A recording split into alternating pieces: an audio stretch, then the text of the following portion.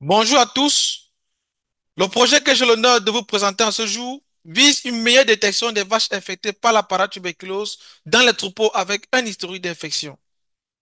La paratuberculose peut se définir comme étant une maladie incurable du tube digestif des ruminants causée par une bactérie appelée Mycobacterium avium sous-espèce paratuberculosis qu'on appellera MAP. Cette bactérie occasionne des pertes économiques importantes pour l'industrie laitière, généralement sous-estimée à cause de la détection tardive des vaches infectées. Les pertes économiques peuvent être dues aux réformes précoces et à la diminution de la production laitière, de la fertilité et de la valeur de la carcasse à l'abattage.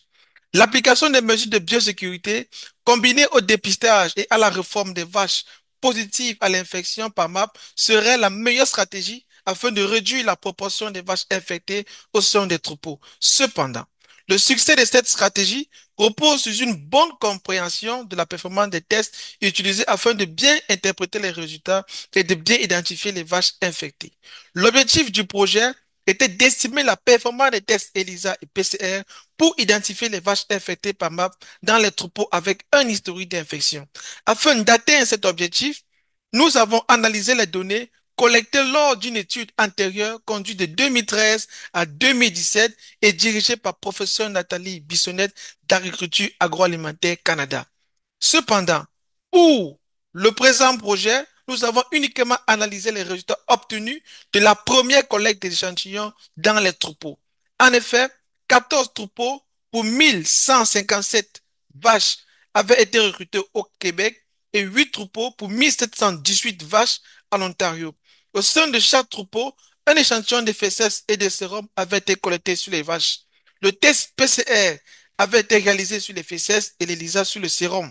Les résultats obtenus ont été analysés afin d'estimer les valeurs prédictives positives et négatives des tests. Ces paramètres nous permettent de répondre aux questions qu'un producteur pourrait se poser concernant l'état de santé de sa vache, à savoir, est-elle infectée pour les valeurs positives ou encore est-elle saine pour les valeurs positives négatives. Ces valeurs dépend de la proportion des vaches infectées dans le troupeau. La proportion des vaches infectées dans les troupeaux ayant participé à l'étude était en moyenne de 8% et variait de 3 à 17. Cette figure présente les probabilités qu'une vache soit infectée ou saine en fonction de son résultat au test dans différents contextes. Troupeau avec une proportion de vaches infectées égale à 3, 8 et 17%. Les barres rouges représentent les résultats de l'ELISA et les bleus ceux de la PCR. Globalement, l'on peut dire que, quel qu'en soit le contexte, la PCR donne une meilleure certitude par rapport au statut d'infection de la vache que le test ELISA. Comme exemple d'interprétation, dans les troupeaux où la proportion est de 8%, la probabilité qu'une vache soit réellement infectée par MAP si elle est positive au test PCR est de 65%, contre 48% pour le test ELISA. Aussi, la probabilité qu'une vache soit réellement non infectée par MAP si elle est négative au test PCR est de 99% contre 94% pour l'ELISA. En guise d'application, ces résultats pourront d'une part aider les producteurs et les médecins vétérinaires à mieux comprendre et interpréter les résultats des tests afin de bien identifier les vaches infectées et d'effectuer des réformes plus éclairées.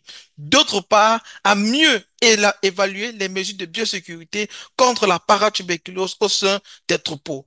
Comme retombée, ces résultats pourront contribuer à la réduction de la proportion des vaches infectées par MAP et à la prévention de l'introduction des vaches infectées par MAP dans les troupeaux à la suite d'une meilleure identification des vaches infectées lors de l'achat, ce qui pourrait contribuer à une réduction des pertes économiques au sein des troupeaux.